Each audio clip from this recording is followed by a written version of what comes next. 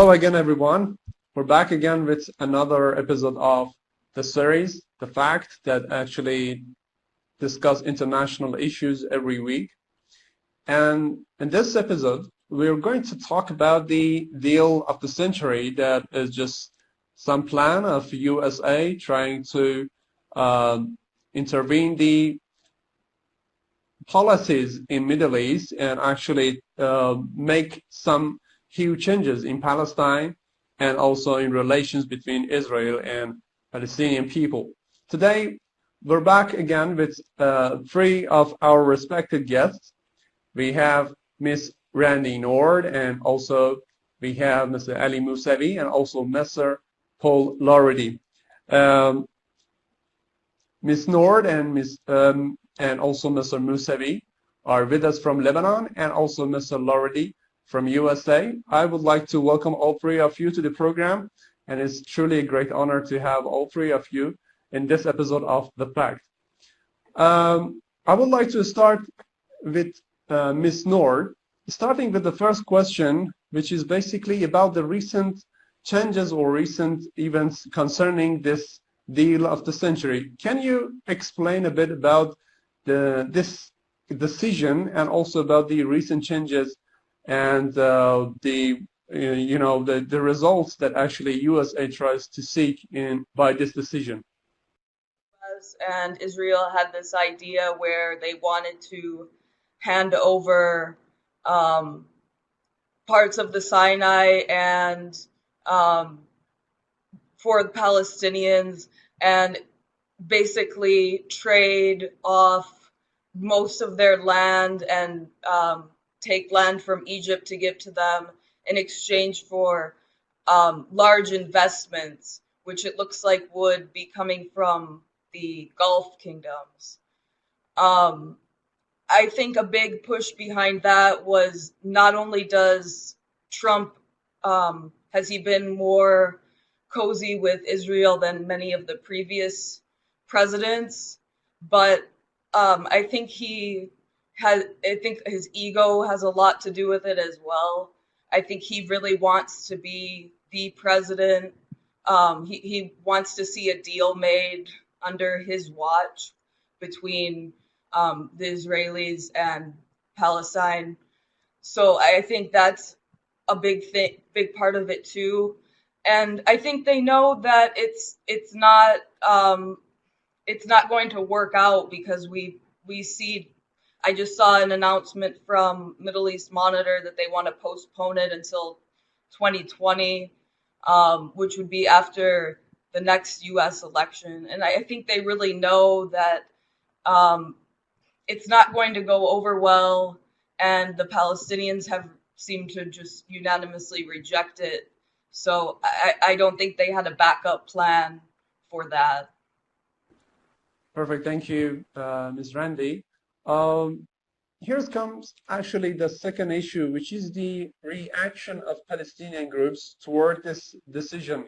Ali, can you explain a bit about the overall reaction of Palestinian groups, either people or political groups in Palestine, concerning this decision? Well, politically, we only have one Palestinian side that usually is usually involved in any kind of negotiations with the Zionist regime. We have the Palestinian Authority. Their existence has been due to the fact that Israel had, over the last 2 decades, stretched any kind of negotiations to continue building its settlement and continue its clear mistreatment or brutal treatment of Palestinians. So that's the only Palestinian group who will go along with any kind of negotiations, because if there are no negotiations, the PA will not exist. It has no purpose other than that. That's one of the reasons why you've seen international players such as the US, such as some regional players, Saudi Arabia, have supported the PA, backed the PA, whether it was during Palestinian elections or during to keep them going instead of going bankrupt. They've supported them financially as well as politically. So that's the only group who will go along with any kind of negotiation. Now, if when it comes to negotiations, whether it's called deal of the century, roadmap, two-state solution, we've seen it all. It's all about Israel taking its time, saying that it wants to negotiate while it kills Palestinians, and continue to grab their land, usurp more of the Palestinian territories. That's the only reason there is such a thing as negotiations between the two sides. For Palestinians, the average Palestinians, they see this every day. Their homes are being destroyed every day. Their lands are being taken away by settlers. And in case of Gaza, we've seen it. The siege is tightening year after year. The economic situation is bad. Israel attacked at will and says it's self-defense. This is what we have seen in recent years in Gaza as well as the West Bank. These are the Palestinians who would reject this. These are the average Palestinians whose everyday lives are held because of the presence of the Zionist regime. For Palestinians living abroad, refugees who have scattered all across the world, they have similar situation. They do not have a homeland. So they would reject anything that come out of the US, who are the closest allies of Israel. Clearly, it will not be beneficial to Palestinians. Thank you. Actually, you mentioned very interesting points, which brings me to next issue, which is the satisfaction of Palestinian people. I'm wondering if this kind of decision would happen or would eventually be exercised in Palestine without the satisfaction or content of Palestinian people. So what is your take, Mr. Larudee, about the possibility of applying such a decision on a country without getting the satisfaction of people about that decision?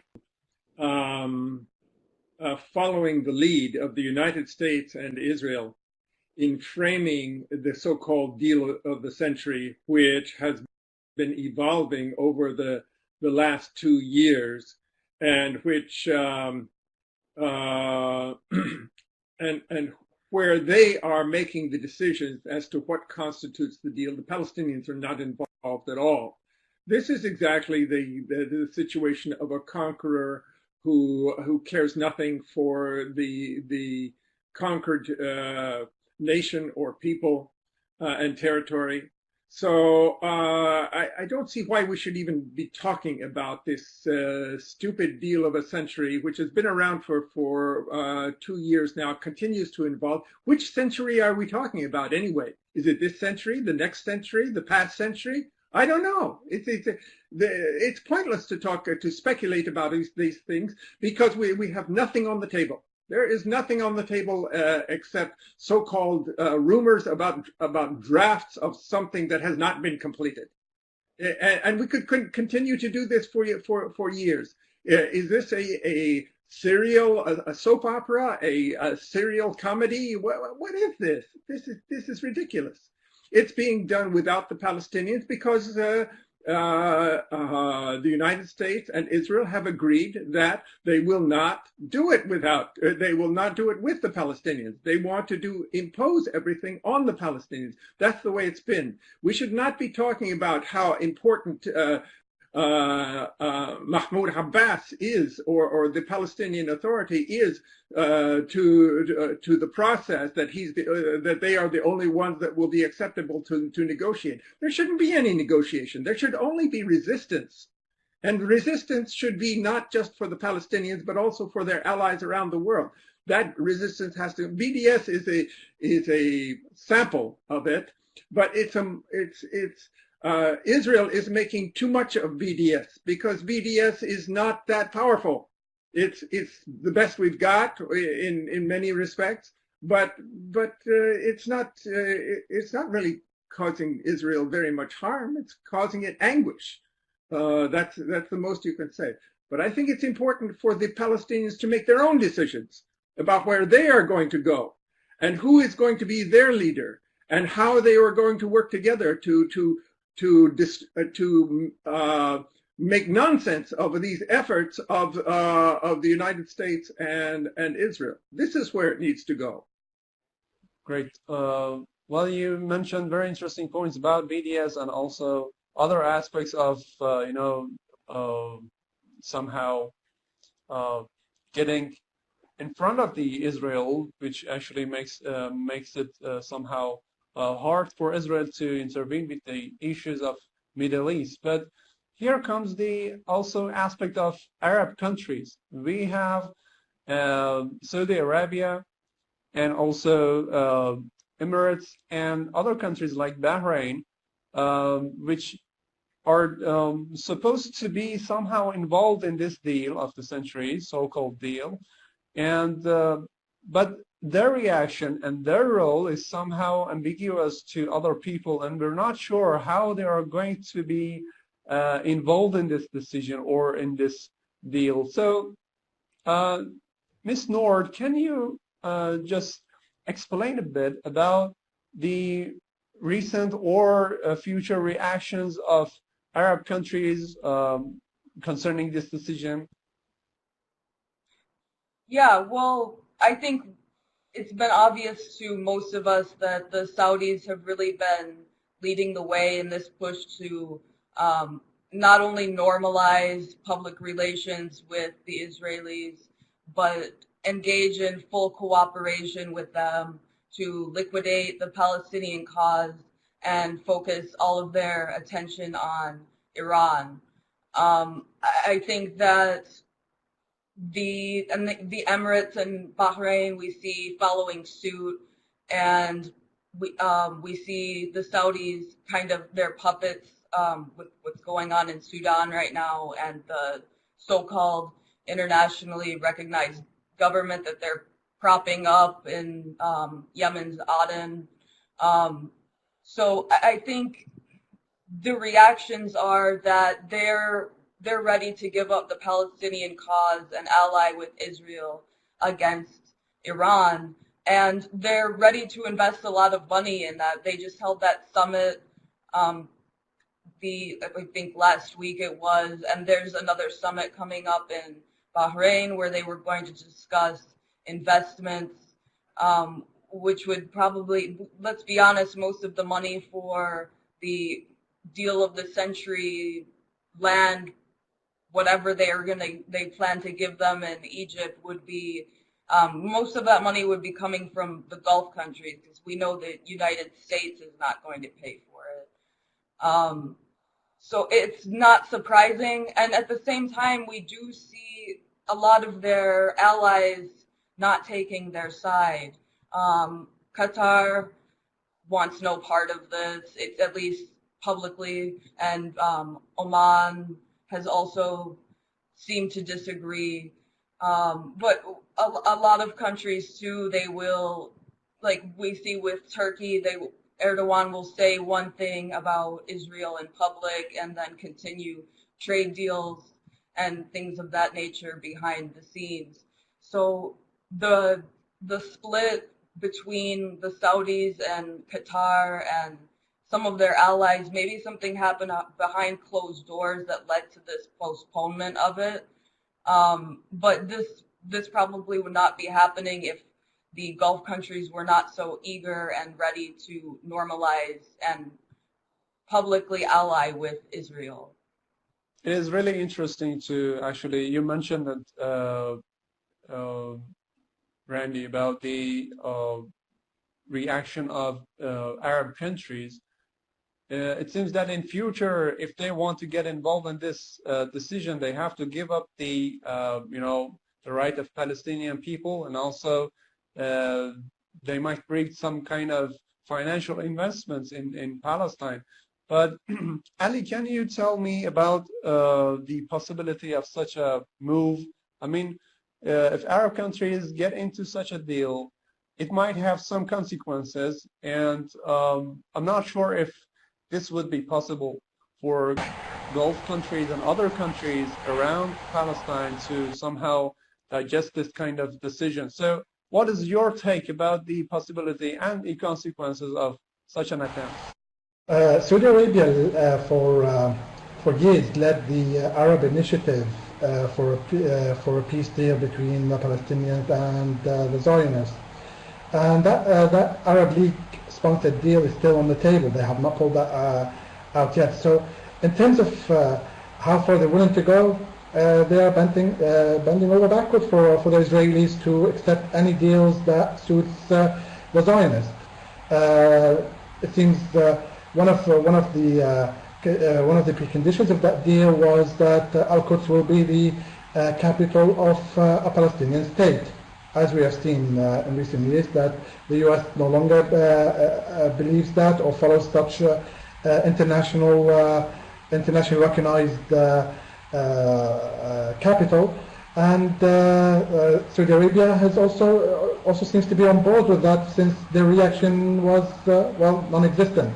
When we say Saudi Arabia, that also includes United Arab Emirates, Qatar, Kuwait, and all the other Gulf countries, because they simply have no backbone or no political will to oppose the U.S. in any policies in the region. So we just say Saudi Arabia for all of them. As for what kind of reaction we will get, we have seen just by the U.S. moving its embassy from Tel Aviv to the occupied Al-Quds, we've seen the reaction from Palestinians. There have been weekly protests, and every week Palestinians have been killed by Israelis because of that. There have been non-stop weekly protests. And this will such a deal that does not give Palestinians the minimum of their rights, which is the return of refugees, as well as the Al-Quds being the capital and the 1967 borders. These are the three conditions that many Palestinians have for years been saying these are our minimum conditions. If any of those are not given in any kind of a future deal, which first of all, I doubt there will be any kind of a deal, there will be an uproar, not just in Gaza, but in the West Bank, and Palestinians across the world will reject such a deal. We have seen them reject similar attempts in the past, and they will continue to do so. What kind of reaction it would be? Protest is the minimum thing we can expect, but there will be call to arms. There will be responses from resistance groups who have never tolerated any kind of negotiation with the Zionists, knowing that any negotiation is only to prolong the presence of the Zionist regime and give them what they want instead of helping the Palestinians. Thank you, Ali. You brought up some very interesting issues in here. But after all of these explanations, we would like to also think about the final solution, or final, way that actually can bring all of us out of this kind of, crisis and chaos that we have in the Middle East. And as you know, it's been like 7 decades that Palestine is dealing with this kind of conflict in the country, and still there have been some kind of suggestions and some kind of different deals or different moves from all different parts, but everything just got worse so far. So if you want to talk about a final solution right now after 7 decades, what will be the answer to that? So Mr. Larudee, can you tell us about your opinion about this kind of final solution that we might seek? I think the final solution, a realistic one that will work permanently and that will be fair to everyone concerned, would be for Israel to dissolve itself and to reverse the creation of a Jewish state. To say that it was illegal in the first place. Jewish state is a racist concept.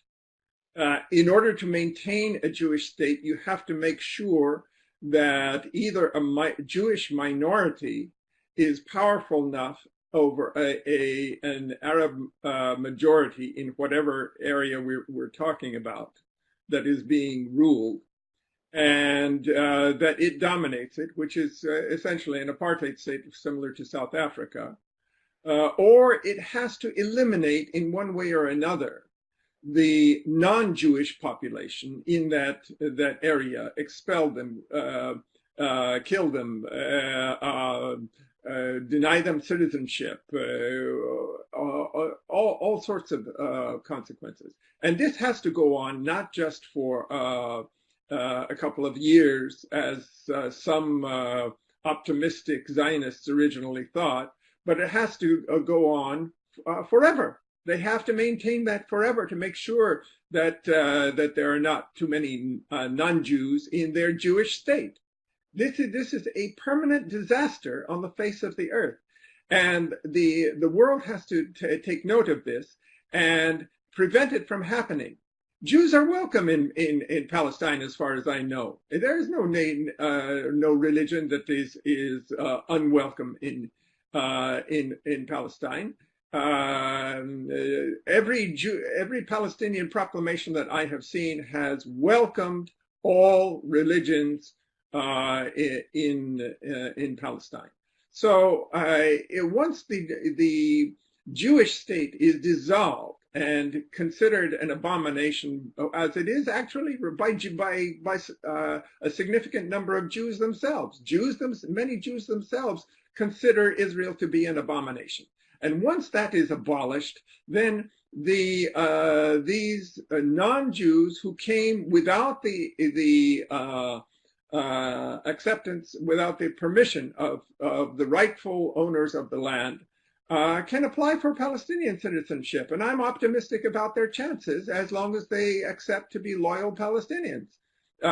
Palestine has accepted. You have families in Palestine who are named Al-Hindi from India, Dagestani from Dagestan, from all over the Middle East and farther, Ferengi from France, and so forth.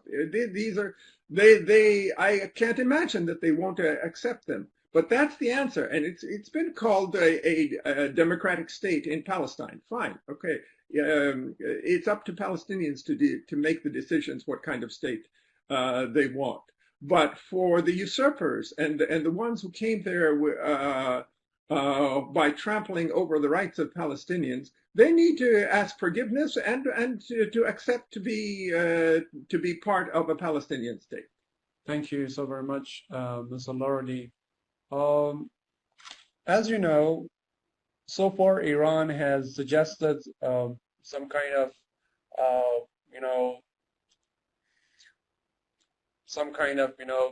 solution, maybe I can tell, for the issue of Palestine, and that is referendum, and also taking back all the refugees and take them back to their homes in Palestine.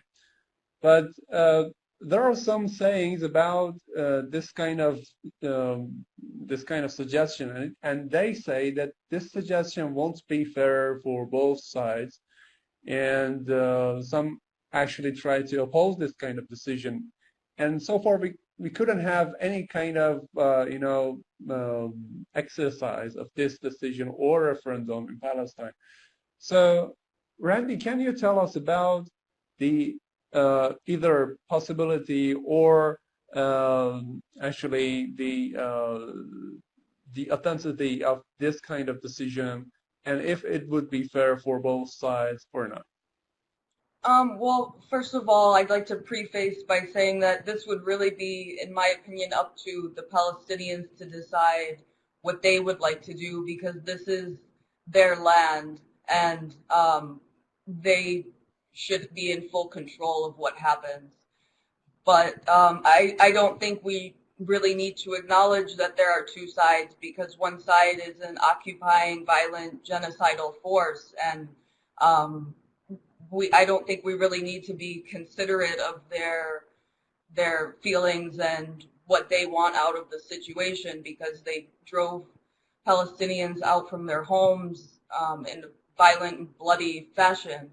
I think if the Palestinians did decide to have a referendum, that a prerequisite leading up to that would have to be to liquidate all of the Israeli settlements and also incorporate Palestinians who have are living in refugees or even who have been resettled across the rest of the world into that referendum, because they're living in exile away from their villages and homes. So I guess in that way, a referendum should not include the settlers who have moved in and stolen the land. But at the end of the day, it's really up to the Palestinians to decide, and they can't even have a voice for that right now, because the Zionists in the United States always have the Palestinians in a defensive position where they're constantly fending off attacks politically, economically, militarily. So it's really a sad state of affairs, but I would like to see them empowered and have the choice to. I'd like to see a world where they were even able to decide that a referendum could take place, because we're so far away from that right now. Brilliant. Actually, we came to the end of our program, and I have asked all the questions that we had actually in the program, but there might be some other aspects which we couldn't cover so far. So again, Randi, if you would like to add anything, I would like to hear it, and then I will go to other guests, because I'm sure there are some other issues concerning this subject that there might be somehow a question for many people, especially for our viewers. So in case you have to, or you want to add anything, I would be more than happy to hear it. Because the so-called deal of the century, the United States and the Zionists knew that the Palestinians were not going to accept it. So to be honest, I thought this was kind of paving the way towards a new war, really against not only Gaza and continue occupying the West Bank, but to seize land towards Syria and possibly even Lebanon, and kind of expand into a war with Iran against the Saudis and all of their friends in the Gulf, because it's really split into two right now. And I thought this was just the deal of the century, was just kind of a way to show that they have the Zionists in the U.S. have exhausted all of their options, and they were ready to take land by force. Okay, thank you so very much, Randi. Hereby, I would like to also know the opinion of Ali about this overall thing, and if you want to add anything, I would be more than happy to hear it. Although the headlines have been about the deal of the century, Donald Trump's deal of the century and his son-in-law's concoction or whatever it is, we don't know anything about it, and doesn't matter what it's going to be called, doesn't matter what kind of under what frame it will be, whether it's under the quartet or whether just the U.S. leading it or Saudi Arabia. The whole aim of these negotiations is to prolong the suffering of the Palestinian people. That's what we have seen over the years, from previous negotiations, from previous attempts by Palestinians to end their own misery by agreeing to some sort of a deal, and in the end, nothing happened. In the end, Israelis pulled out and they continued their occupation. Actually, not only continued, they expanded their occupation. They've made the Palestinian life even worse and worse. So any kind of negotiations under whatever title it is not helpful for the Palestinians. It seems to be the only resistance that have worked in the past, and the only thing that will continue to work against the presence of the Zionist regime. Thank you. And Mr. Larudee, let's hear also your opinion about this whole thing. I expressed my opinion earlier that that in fact we should not compromise in talking about this. We should not compromise and accept the frameworks that are presented. As Randi pointed out, there's a long history of using failed negotiations as a pretext for war, or if you want to call it war, or pogroms, of expulsions, seizures of territory, and so forth, generally making life worse for Palestinians, and even not necessarily the ones that are in the territory that Israel controls, but also, I mean, it's well known that they attacked multiple times in Lebanon and Syria and Jordan. I'm talking about Palestinian targets in these places. So let's not be deceived and play the game that the United States and Israel is playing this time, which they've played so many times before. They're going to do what they do. They're going to use their militaries. They're going to use their diplomatic means and economic means to make life as miserable as possible for the Palestinians, and to make them disappear. It's all been seen elsewhere in the world, most notably in the United States, and the disappearance of the native population of the United States. That I'm not predicting that that's what's going to happen to Palestinians and other peoples in the Middle East, as it with the Syrians on the Golan Heights. But we have to recognize that this is the direction that they're heading in. This is the overall plan. And we have to not cooperate with their plan, even in their rhetoric about a so-called deal of the century, and to allow them to frame the discussion. We can't allow that. We have to be thinking as strategically as we can about getting the tools and the plans and the mobilization in order to make this happen against the will of these powerful elements that try to dictate what's going to happen. Non-cooperation is a very powerful tool in all of this, whether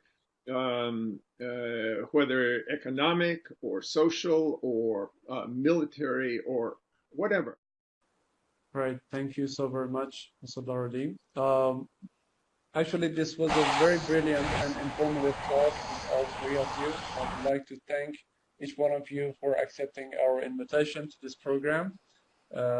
Ms. Nord, Mr. Musawi, and also Mr. Larudee. It was a great honor to have all three of you on the program, and I hope we have you again in our future episodes of The Fact. For our viewers and listeners, you can also follow our programs on our YouTube channel. And so hereby I would like to put an end to this program and to this episode and say a goodbye. Thank you so very much.